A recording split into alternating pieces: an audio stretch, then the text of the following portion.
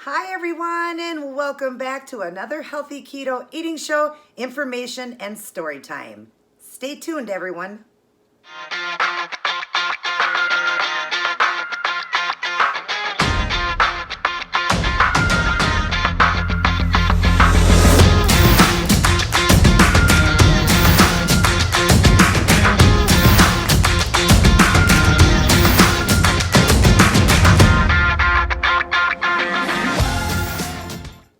Welcome back. Glad to have all of you in and glad to be back doing another healthy eating show for you guys. Now, this is the recipe that I made on Thursday for the slideshow. It is my Swedish meatballs done keto. I did it again, you guys. Came up with another recipe we used to eat but cannot eat anymore, but now we can because I figured out how to do it all keto and it tastes identical. Identical. I've already had a bite of it, you guys. It is so good. I had to. Just wanted to make sure I did the recipe right. I always do that before I'm going to share it with you guys. I want to make sure, sometimes I got to make sure that I didn't add a little bit too much of something or not enough of something, but sometimes I just risk it. But this time it smelled so good and yeah, I needed to taste test it and it's so good. Tastes just like Swedish meatballs. So you guys would have seen the recipe on Thursday, so I hope you got a chance to make it and you're sitting down tonight with me eating it while I tell my, or give information and tell my story. I'm excited to tell my story. And if you didn't want to make this, I hope you made another one of my keto recipes. Hope you guys are all staying keto. I am doing the 24-hour fast just to stay healthy with this virus going around. I want to stay as healthy as possible. I'm even thinking about switching over to ADF, alternate day fasting, where I go 40 hours. Right now I go 24 and then I eat, but I'm thinking about doing the 40-hour, 36 to 40. I used to do the 40-hour. My good friend Monica is doing the 36 hours, so she's doing every other day eating, but I used to do it for 40 hours. So, but yeah, I'm thinking about doing it. It's just that, on those days I actually can consume more than, because you go 40 hours without food and then you eat for 8 hours.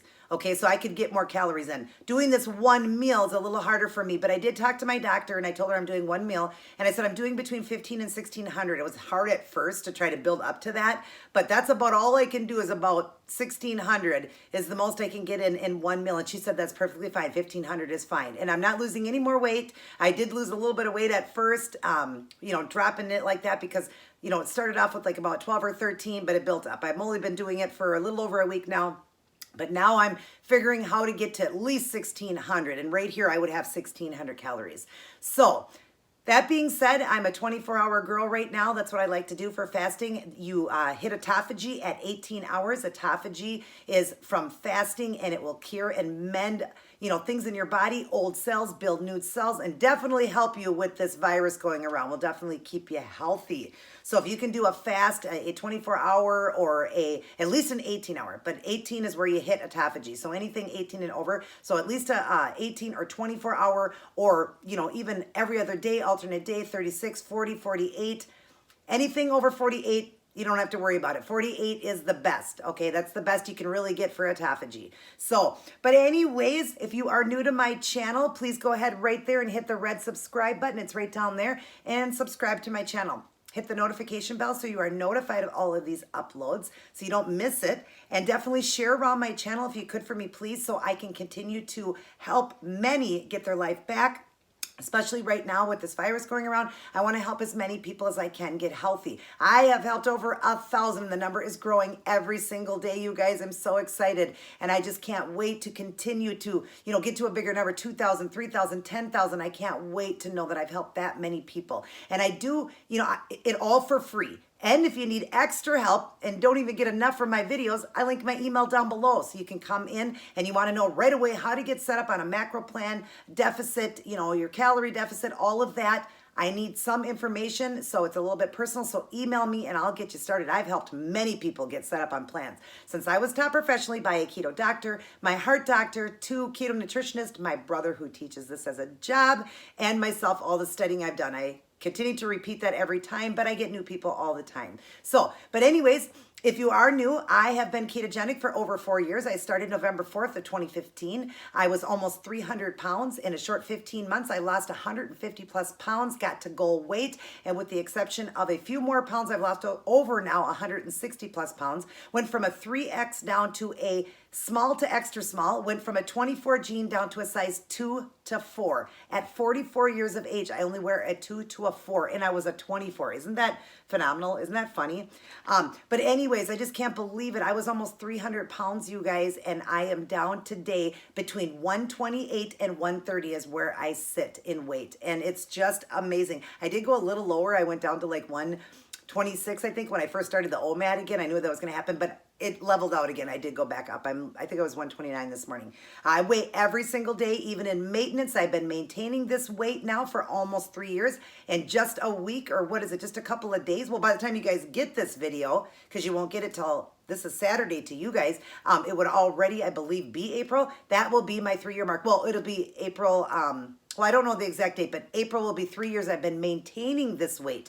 And they always talk about maintaining being harder than losing, and losing is hard, but maintaining is hard, but it doesn't have to be. I'm living proof, and my good friend Monica is living proof. She's almost 2 years maintaining the weight, so it isn't impossible. My brother Rob is almost 4.5 years maintaining the weight, so it can be done. You just got to be tough and strong. In over 1,500 days, I've only had 9 cheat days, you guys. I didn't have my first cheat day till I was at maintenance, at goal weight, and then I had a few cheat days for the holidays, but I've only had 9. And usually when I do it, I go all day keto. I have one meal that's off plan and one kind of treat that I've been craving, but only 9 of them out of over almost 1,600 days, you guys. That's incredible. I just feel I cheat every day with all the stuff I come up with. I have a playlist called keto style mukbangs and recipes. I have keto treat videos and a journey video. If you go into my recipe videos and my treats, you're going to find over 200 recipes that I've recreated, turned into keto that we used to eat, and I've turned it into keto, from cocoa wheats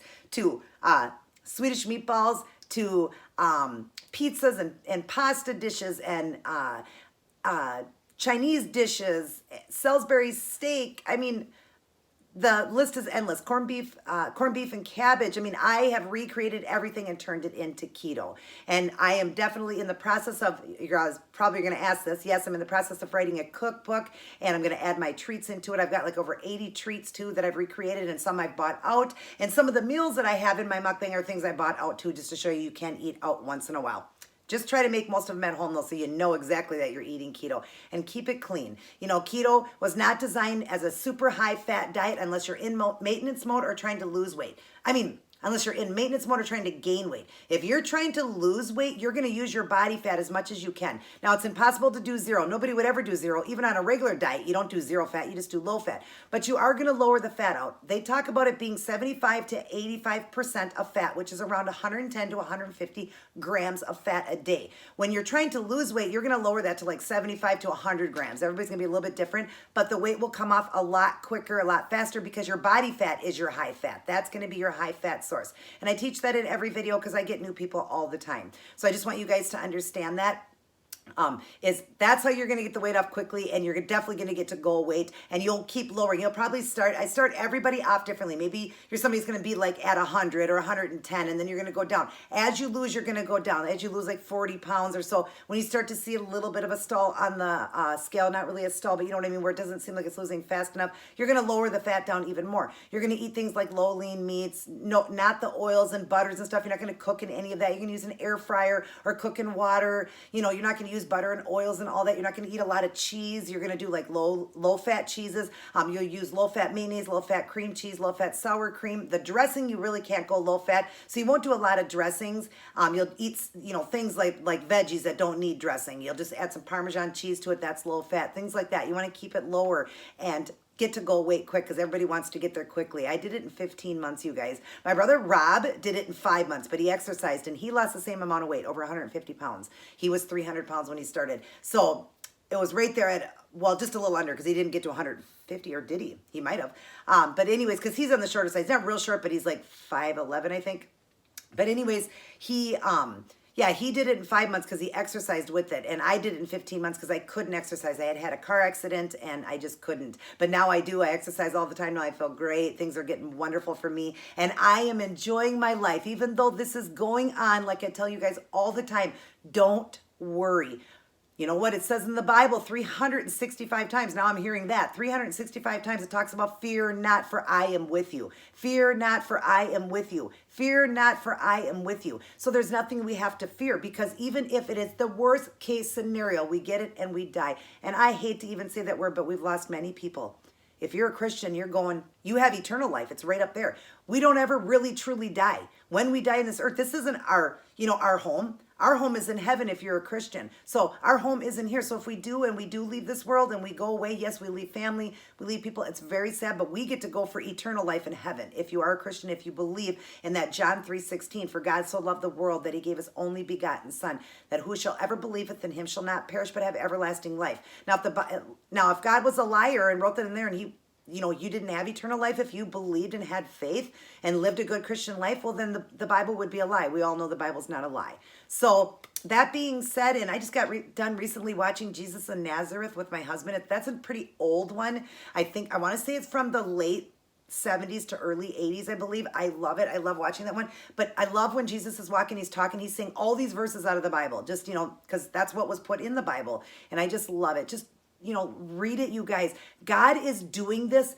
God doesn't do anything. He never comes to harm us in any way. But this is a way for us to come together, to have to be quarantined, to spend time with our family, to spend more time with God, for starters. Okay, a lot of us forget. Like my mom just wrote something great on Facebook. She had wrote something about how, as Christians, we still believe in God and all that, but we wait till evening as we're crawling into bed and we say our prayers, and sometimes we fall asleep because we're so tired from the day and we're so busy and stuff like that, that sometimes we even forget to pray. You know what? Now you have plenty of time to pray to God, because a lot of people are quarantined, a lot of people aren't working.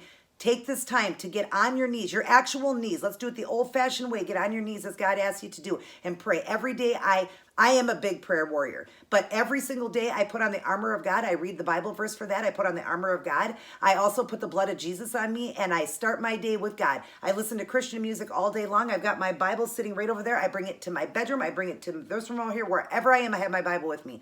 And I'm reading the Bible more. I am listening to the Bible more online. I am listening to Christian music, devoting more of my time to God. I'm meditating, where I'm doing more prayer to God, fasting and praying to God. I'm just doing more for God. And then I'm spending more time with, of course, it's just me and my husband here. I don't have my child, but I do call him. We do FaceTime. We're trying not to be in contact right now because my son was exposed to somebody that had been exposed, but it's been over 3 weeks. He's okay. He's back to work. He was quarantined and all that, but he's back to work. He never did get it. His girlfriend's okay. Everything kind of came out of his girlfriend's house or whatever, but they're all fine. Everybody's fine. It's been 3 weeks, but we're just kind of staying our distance right now. Best thing to do, because he is out in the field working and all that, so it's just best. My husband does go out and work too, but I can't avoid him from coming in the house. If I could, I would. No, I'm just kidding. But he comes through the door. He removes his shoes. We spray his shoes right away. He undresses right away. We throw, he throws his laundry in the washer right away. He jumps in the shower right away. He washes his hands constantly all day long. He's not really around anybody. He stays his distance at 10 feet or whatever. He keeps himself cautious. He washes his hands all day. So, we're doing good. As Christians, we still got to take precaution.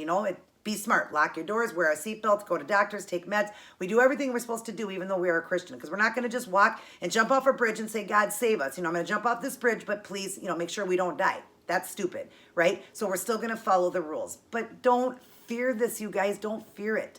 Fear not, for I am with you. There's nothing bigger than that. I will never leave you nor forsake you. God will never do that to you. So, and the devil wants to scare you with all this media. Turn that media off and quit watching it. Watch some Christian movies. Listen to Christian music. Read the Bible.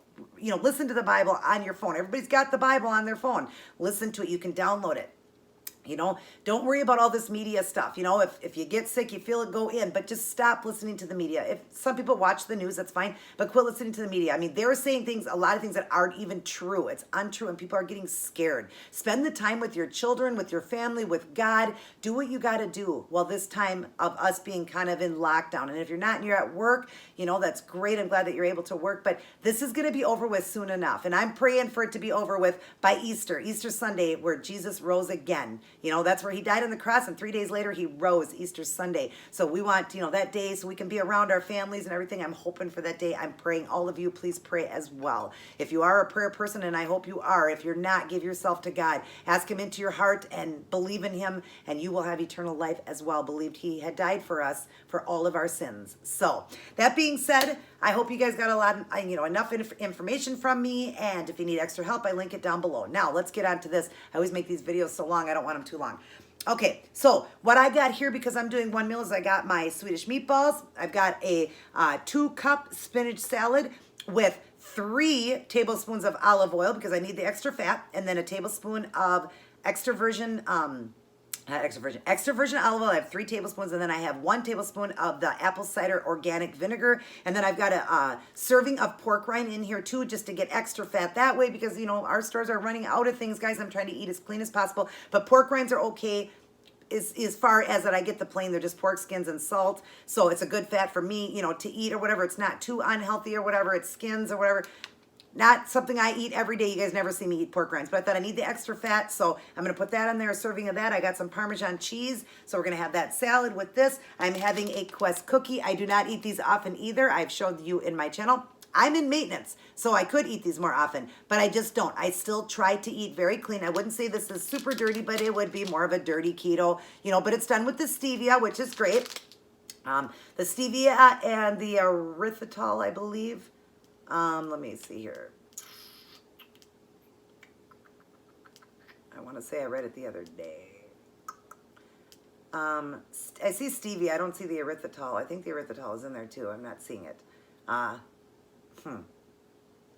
don't see it in this one. I've seen it in the other one, I believe. But anyways, this one is the stevia, the one that we can have. This one is 4 net carbs for the chocolate chip cookie. I'm going to have that too. And I'm going to have a 2 servings of extra sharp cheddar cheese. So I get enough fat in. This would be 1,600 calories. So that's what I need. I need at least, well, the doctor said around 15 to 16. So this is 1,600 calories here. And then I'm drinking a can of the pineapple coconut American water. I don't drink a lot of these because these are done not with the greatest sugar. It's aspartame, but aspartame is the one that doesn't kick me. Sucralose kind of kicks my color down a little bit. A lot of drinks are made with aspartame or sucralose, like diet sodas. But you can have them. Don't worry about it. You can have them, especially if you're in maintenance mode. And I love these waters. And my favorite one is the pineapple coconut and the orange dream, I believe it's called, or orange cream. Oh my gosh, the orange cream tastes just like a cream dreamsicle, if you used to have one of those as a child, and the pineapple coconut tastes like a pina colada. It's delicious. Ooh, love it. All right, let's start eating, and then we're going to do a story time. And I'm going to tell you a great story, but let's take a bite of this. Hope you guys have been enjoying my stories. Let me get up close. Can't tell me that don't look like a Swedish meatballs, right? Yum. Mmm. With that brown gravy that I did, yum. Now, I explain in my video that 2 tablespoons is fine. It just makes it like a little bit more saltier. And plus I added a little bit of salt to the meat. You could go less. Some people may not like it that salty, so you could do like a tablespoon. And I explained that in the slideshow. I already explained that in there because I did 2 tablespoons. It tastes fine to me. I like it. It's just, I'm a person that doesn't like things too salty, but we do need our salt on this diet. We do need it because we release a lot of fluid, and it's a diuretic way of life. So you go to the bathroom a lot, so it's not going to hurt you to have this. Obviously, pink salt is the best way to get it, but it's not going to hurt me. I'm going to, you know, pee this out, so it'll be fine or whatever, and I don't do this all the time either, but I did do 2 tablespoons where I could have got away with just 1. You could just do 1, and like I said that in my video or whatever, but it's still delicious. It's so beefy tasting. It's just a little bit more on the salty side, so I hope all of you tried it and you did it with that you did it with the 1 tablespoon, because I did, like, you know, when I did my slideshow or whatever, I didn't do a video that night. I was planning to, but I didn't do a video that night. So I have remade this, and I did do it with the 1 tablespoon. I have 1 now, and it tastes a lot better. But that one I ate that night was pretty salty. So it is better with the 1 tablespoon. Because I salt my food, too. I was salting the meat. Oh, my gosh, this is good. I have missed Swedish meatballs. So we're going to tell a story while I eat. I'm going to get a bite of my spinach here. I was letting it kind of get a little bit soggy just because the pieces are so big. So,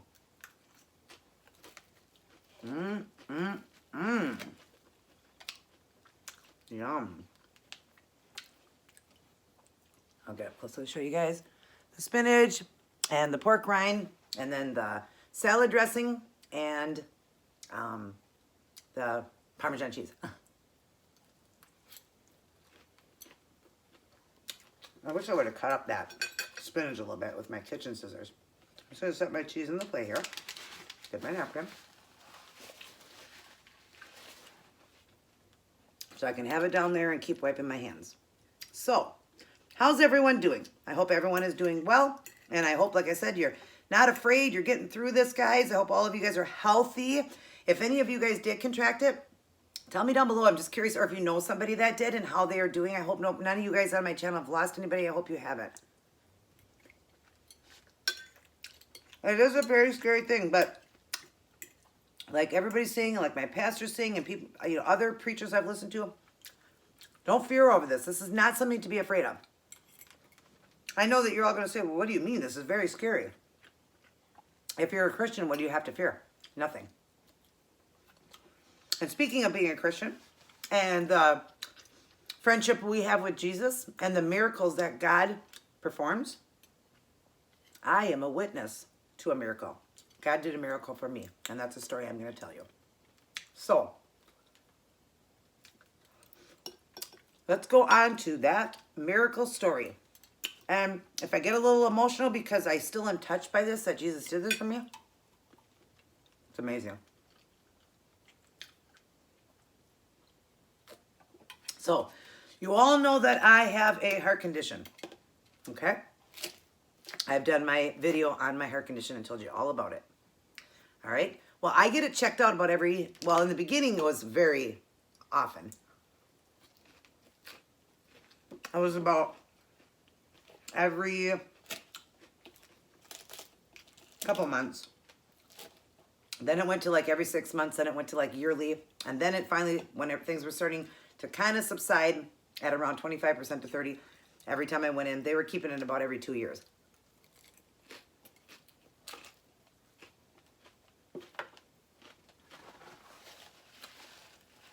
Unless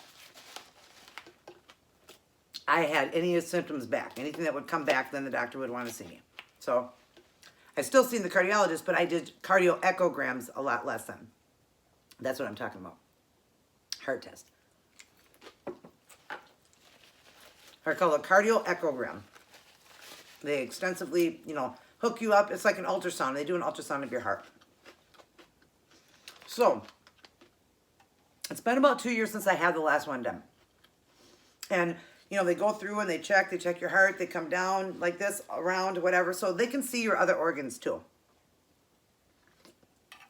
And after a few days, the doctor called me with the results, told me where I was sitting, told me it was around 43 to 45%. He said, you're doing very well. That's awesome. Continue to go, the good work. We'll see you in 2 years for another one, but maybe in possibly 3 years because you're just doing so good. Won't need to do them very often. And then I thought, well, great, wonderful, thank you. I was happy. Everything was great. And that was that. But prior to this, I had been getting some pain on the side. I had some pain for a few weeks. I'm not thinking anything of it. I just had a little bit of pain on the side. That's where your liver is. After the doctor called and told me the results and all that, fine. Still had that pain on the side or whatever, but didn't think anything of it. About 5 days after that test was done, my doctor called me. All of a sudden, I'm getting a call from my main clinic, my keto doctor. And she said, Angel, I need you to come in. No, she tries to not scare me because she knows I deal with anxiety really bad. A lot less lately since I've been putting God in my life so much more. But back then I did. I was just a hypochondriac. I freaked out, everything. So doctors had to be real careful how they worded things to me. But she had to be honest. She said, I need you to come in. I want to do a CAT scan. She said, when we got your test results back at your heart, your liver, there's a lesion on your liver. I stopped for a moment and I said, what?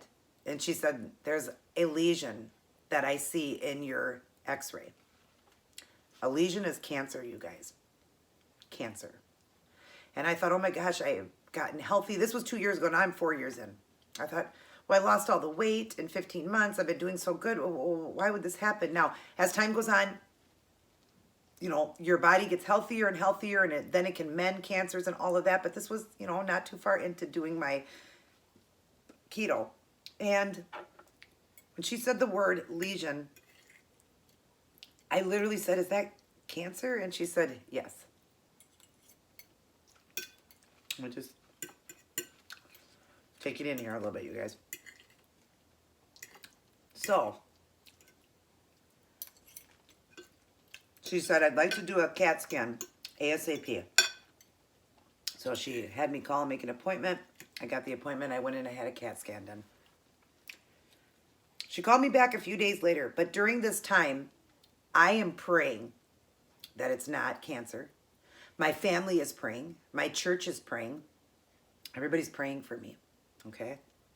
The doctor called me a few days later and she said, I'd like you to come in to do an ultrasound of your liver.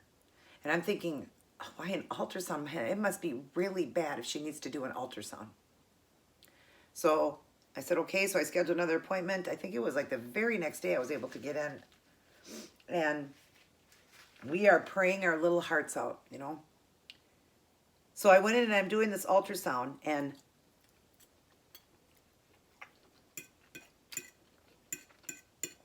the nurse doing it is just staring at this, going over the liver over and over and over and just staring at it. And I'm thinking, it's got to be bad. If she's staring at it like this, this got to be like the worst cancer ever. You know, maybe there's lesions everywhere. So she gets up. She goes, I'll be right back. She does a picture. She stops it somewhere and does a picture. She goes, I'll be right back. I want to show this to my colleague. I'm thinking, oh my God, my husband's sitting next to me. She walks out of the room and I start crying. I'm like, Phelan, what's going on? What's going on? Why does she have to go show her colleague? You know, what's going on? She comes back in, sits down, tests some more. And about a half hour after this of testing, I was just laying there for a half hour. She said, can I ask you a question? She goes, why did they do a CAT scan and then an ultrasound? And I said, I don't know. She goes, because usually they do it the opposite. They do this first and then that. And then she said, and also, what are we looking for? I said, the doctor saw a lesion. And she goes, okay. She goes, well, let me look a little bit more. She looked a little bit more. And she goes, all right, well, we're done. Now, they're not allowed to tell you anything. They're not allowed to tell you anything when they do those ultrasounds. They can't tell you anything. You have to wait for the doctor. She goes, I'm sorry, I can't give you the results. The doctor has to. But I was just curious what we were looking for. Okay? I am still scared to death. I go home, and I'm like waiting. I have to wait for like 2 or 3 days for the results. Or I think it was like 2 days. Finally, the doctor called me. And as that phone is ringing, I said another prayer real quick. God, please let me be able to take this news. Let me be able to take it, God. Let me be strong enough. Let me fear not. Because you are always with me. So no matter what, I'm going to be okay. I'll get through this. The doctor called and she said, Angel, I'm looking for Angel. I said, that's me. And she goes, well, she goes, we did the CAT scan. And the reason I had an ultrasound done too was because we can't find anything. And she says, I'll show you the picture of the lesion that I saw why I had you come in. And now we can't find it. It's gone. It's gone. God cured me. I trusted him. I was still scared. I'm not going to lie. I was still scared, but I trusted him and I prayed and my family prayed. I had a lot of people praying for me. Nobody even seemed worried. My mom, you know, I'm sure my mom was a little worried, but she wasn't telling me she was worried. God did a miracle on me. He healed me. Because she said, I'm going to show you your picture of the x-ray of the lesion on your liver. She said, I don't know where it is. It's gone. And I said, you know why it's gone? Because I'm a Christian and God healed me. And I was in the car with my husband about a half hour later, and I started to sob uncontrollably. I was sobbing. Because at first I was in shock. I had never experienced a miracle before. I've seen miracles. I've heard of miracles. I'd never seen one. I'd never had one in myself. And so I started crying, like after it hit me and I realized what I just witnessed, I started crying uncontrollably, saying, God healed me. I just witnessed a miracle of God.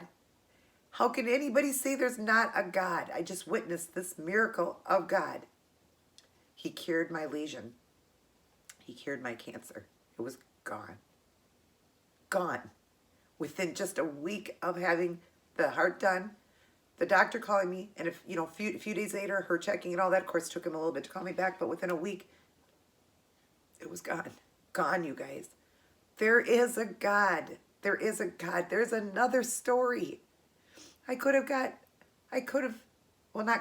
had cancer. I had a lesion. It could have taken me. That could have took me out. God said, nope, it's not your time. And the faith and trust I had in him, he healed it. Because I said, please, God, heal this. Just like when I got my heart condition, I asked God, I said, God, please let me keep my heart. The heart you gave me. I want to keep this heart that you gave me. I don't want another heart. I was so scared when I found out about my heart condition. I said, God, I don't want another heart. Please, I want to keep the heart you gave me. I don't want a different heart in my body. And God listened to me. I still have my own heart. Almost 22 years later, I still have the heart God gave me. So don't not trust God. Don't believe there's not a God. I'm a witness. I witnessed a miracle of God cure my cancer. Trust him, guys. This epidemic we're going through and this virus is nothing for God. Nothing is too big for God. In 1 second, he can wipe it out. Trust him. Pray to him. Ask him to mend and heal the world. And God will. He will listen to your heart's desire. This will be a thing of the past. This will be the biggest thing in our life that we'll probably ever deal with in our lifetime. But we'll get through it. People got through the plague. They got through the Spanish flu. Yes, people died. But people got through it. And we will get through this too. That's why you need God. If you have God, you're going to get through it. Okay? And I just thought I would tell you guys that story because it was so amazing to me. And I've been wanting to tell you guys. Sorry, I had a little bit of a big bite there. I couldn't wait to tell you guys that story. Or somehow, get it out to you guys to tell you that I'm a true witness of a miracle of God. He's real. And if this virus here doesn't take all of you, everybody out or doesn't wipe the world, which it's not going to, but when your time is up, you need to be ready, you guys. You need to be ready because the world will come to an end soon. Our life will be up one day. We all got to die. We're all on a time clock. God's got us all on a time clock. Everybody's got a certain time that they leave. So if it was this virus to take you, then it was your time. All right? You got to give yourself to God. Give yourself to God. That's what he is working on. When they took God out of the schools, out of, different buildings, different places, they took God out. Things are changing now. We need God back in everything. That's why God's having us come back to him. He wants us to come back because he knows he can just cure it just like that. But he needs us to have that faith and that trust in him. Continue to trust him, you guys.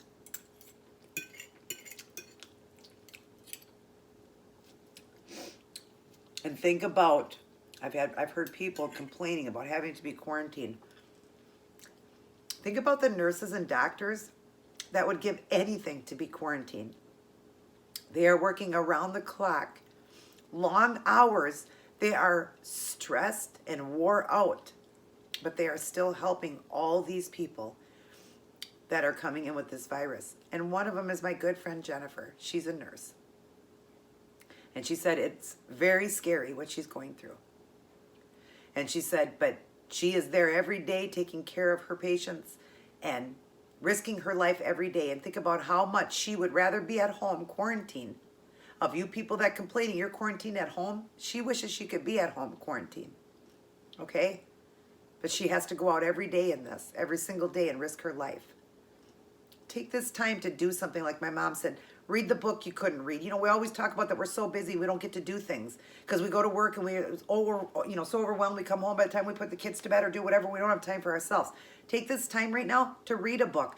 Clean a room that you haven't cleaned. Spring clean. Paint a room. Change a room around, my mom said. Get on your hands and knees the old-fashioned way and pray to God. Read the Bible. Spend time with your kids. Read the Bible to your kids. Watch Christian movies.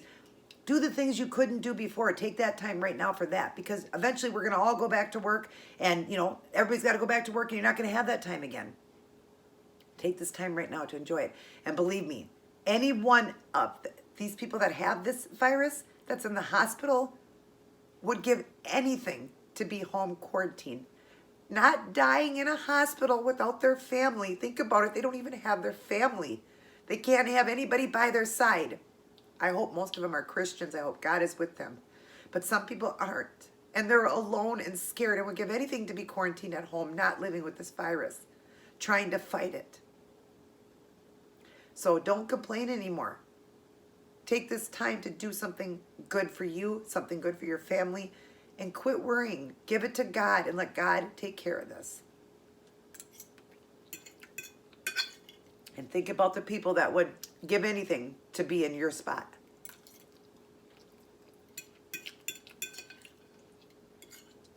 How many parents out there work hard labor jobs and are worried about getting this virus, and they wish they could be home with their families? The people that go out and fight for our country, they would rather be home quarantined. I'm just using an example.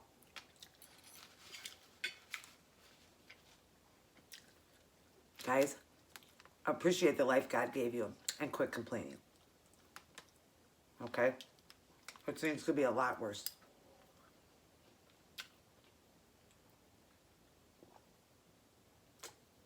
It even made me think about something. I get sad sometimes when I get my heart palpitations. I think, oh God, take these away. I hate them. And mine have been tested a million times. Mine are nothing. They are extra heartbeats. They are no alarming, nothing alarming about it. The doctor has done 3 heart monitors, 1 for 30 days. They said you get a lot of them, but it's just family genetic. Your mom gets them, your brother gets them, your uncle gets them, your other brother gets them, so it's family genetic. And you're probably getting a few extra now, she said, because you're in premenopausal. The electrodes in the heart are a little bit different because you're going through changes, hormonal changes. Okay? Just looking at the clock. So she said to, so they're always telling me not to worry. And I do. I get so worried with them. I hate them. I don't like the way they feel. I hate it. It scares me so bad. And it hit me last night when I read what my mom wrote. I guarantee anybody laying in that bed right now dying of this virus would give their right leg, their right arm, their both legs and arms to be able to have heart palpitations that are nothing, that are never going to harm you, than to have this virus that's killing them. So it made me think, it's not so bad, Angel. It's not so bad. And it's definitely something that's been helping me. Definitely.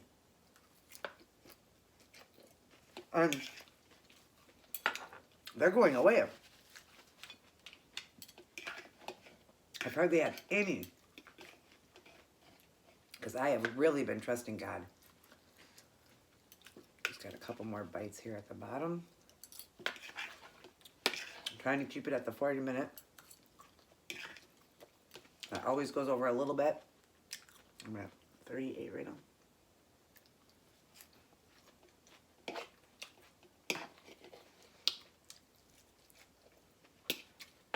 Sorry, guys.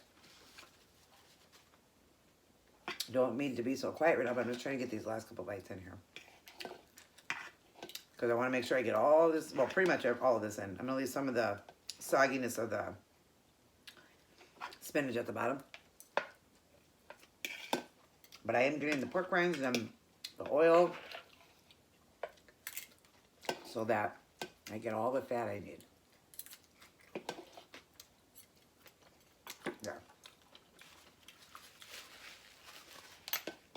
All that's left, you can see, guys, is just a couple big, you know, they're big leaves, just a couple big leaves at the bottom there. And I'll leave that up. Finish our last slice of cheese. And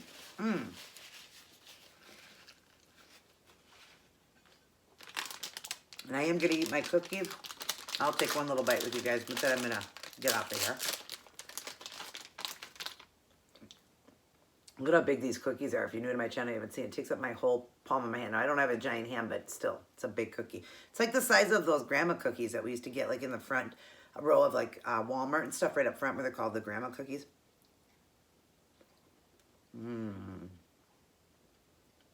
I love these. Oh my God. They make the chocolate chip and peanut butter one. The peanut butter one is fantastic. The peanut butter one almost tastes like the grandmother, the old-fashioned grandmother cookies. Oh my gosh, it does. So good. And then they have a double chocolate, which is chocolate color. You know, it's chocolate cookie and then chocolate chips. And the chocolate chips in here are the Lily chocolate. So good. All right. I'm going to finish that off. I'm going to get going. But I hope you guys enjoyed this meal. I hope you got a chance to make it. I hope you got a chance to sit down with me. I hope you got some good information, and I hope you enjoyed my story. Miracle of God. I was a complete testimony, witness to a miracle. God healed my liver cancer. And he can heal you too. He can take away anything from you. He can do anything. Nothing is too big for God. So remember to add him into your life. Pray every day and devote this time to him. Please, please give yourself to God. And know that God is with you every step of the way. Remember, 365 times, fear not, for I am with you. I will never leave you nor forsake you. So no matter what, he's with you. No matter what. I love all of you very much. Everybody take care. God bless. And I'll see each and every one of you in my very next upload. And until then, always remember to what? Always remember to keep it keto.